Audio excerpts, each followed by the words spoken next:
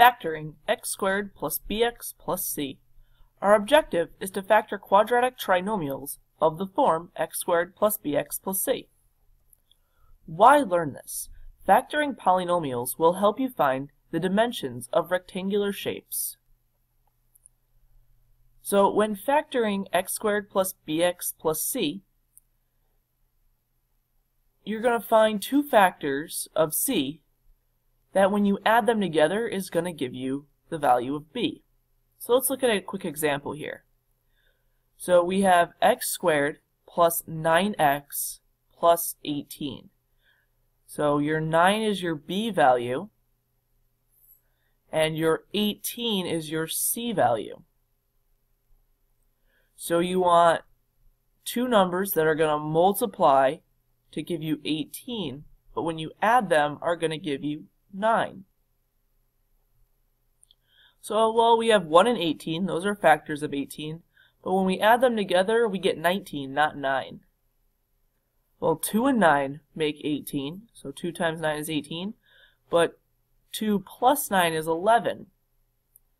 That's not going to bring us to 9. However, 3 times 6 is 18, and when you add 3 and 6 together, you in fact get 9. So, when you write this out, you're going to have two binomials being multiplied to each other, and then you're going to have your x plus the 3, and then your x plus the 6. If you double check, you have x times x, which is that x squared, and then we have 6x plus 3x, which brings us to the 9x, and then 3 times 6 gives us 18. Let's see a few more examples. Alright, so we have x squared plus 6x plus 8. You want factors of 8 that when you add them together are going to give you a sum of 6. So a few factors of 8, we've got 1 and 8. That gives us 9 if we add them. And then we have 2 and 4. 2 times 4 is 8, and then 2 plus 4 is 6. So your 2 and your 4 replace the second values in each binomial. So you'll have x plus 2 and x plus 4. If you want to double check, multiply the two binomials together, and you should end up with what you started with, your x squared plus 6x plus 8. Now let's try a couple from start to finish. Alright, so we need two numbers that are going to multiply to give you 6, but when you add them are going to give you 5. So you need factors of 6, and then your sum needs to equal 5. So we have 2 and 3. Well, 2 times 3 is 6, and then 2 plus 3 is 5. So those are the two numbers we need. So we have x plus 2 and x plus 3. This next one is a little bit different. Notice how you need two numbers that are going to multiply to give you positive 16. So you need factors of 16. But when you add them together, your sum needs to equal negative 10 because your b value is negative 10. It's no longer a positive like we've been dealing with in the last few examples. So let's try negative 4 times negative 4. They both have to be negative because a negative times a negative is a positive. But the only way to end up with a sum that's negative and a factor that's positive is to have both of them to be negative. Well, negative 4 plus negative 4, that's going to end up giving you negative 8. Not what we want. So let's try another one. What if we did negative 2 and negative 8? Negative 2 times negative 8 is 16. And then negative 2 plus negative 8 is in fact negative 10. So we have x minus 2 x minus 8. So you're going to take whatever sign is in front, and that's what it becomes here. Take a moment and pause the video and try these next ones on your own. When you return to the video, the answer for all 4 of these will be revealed below.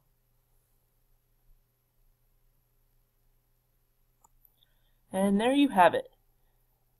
Keep in mind that you might have had x plus 2, x plus 6, for example.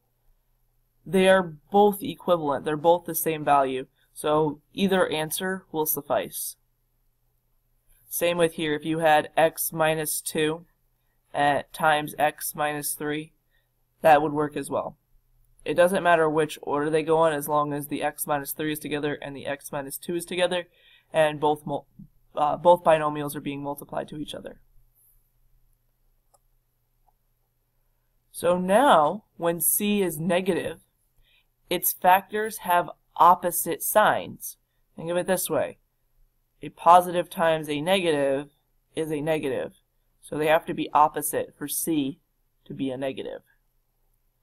The factor with the greatest absolute value has the same sign as b. If you have trouble remembering the rules for which factor is positive and which is negative, you can try all the factor pairs and check their sums. Okay, so now let's look at a trinomial when c is negative. So we want 2 numbers that are going to multiply to give us negative 18, but when we add them together, we want positive 7. So if we have negative 1 and 18, well, that gives us positive 17, not what we wanted. Well, what if we had negative 2 and 9?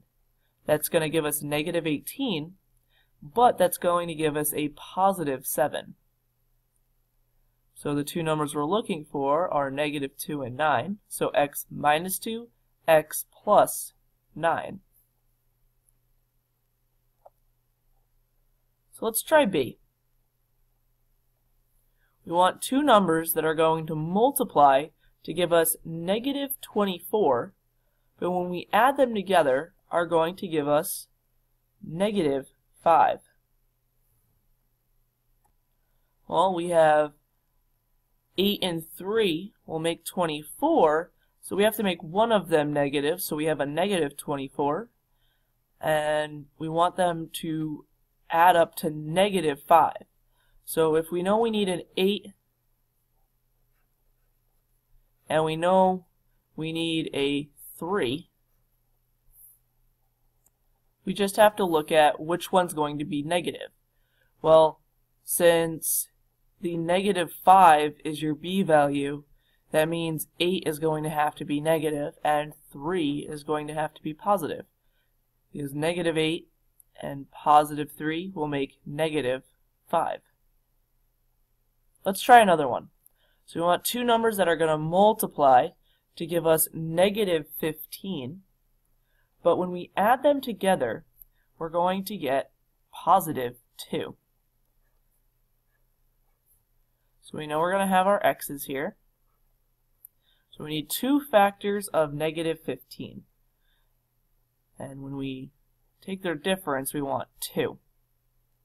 Well, it's going to be 5 and 3. And now we just have to decide which one is positive and which one is negative. Well, since it's a positive here, the larger one's going to be positive. Take a moment and pause the video and try D and E on your own.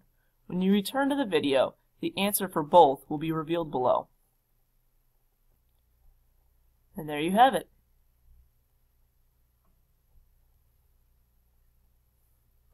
Let's try evaluating a polynomial.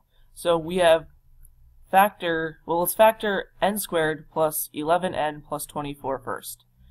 And then we'll deal with showing that 0, 1, 2, 3, and 4 have the same values. Alright, so we want 2 factors of 24 that when we add them together are going to give us positive 11. Well, 3 times 8 gives us 24. And when we add them together, we get 11. So if we take our trinomial and the factored version of our trinomial and substitute the numbers 0 through 4 in for n, we should get the same answer for both, since n squared plus 11n plus 24 is equivalent to n plus 3 times the quantity n plus 8. So when we plug in 0, we end up with 24. If you plug in 1, we have 1 squared plus 11 times 1 plus 24. That's going to give us 36. 2 squared plus 11 times 2 plus 24 is going to give us 50. And when we plug in 3, we'll end up with 66, and 4 is 84. So now when we plug in 0 here, we have 0 plus 3, and we have 0 plus 8. 3 times 8 is 24. So then we plug in a 1, so we have 4 times 9. Well, 4 times 9 is 36. And then we have 5 times 10, which is 50. And then when we plug in a 3, we end up with 66. And when we plug in a 4, we end up with 84. So the values are in fact the same. And that ends our video on factoring x squared plus bx plus c.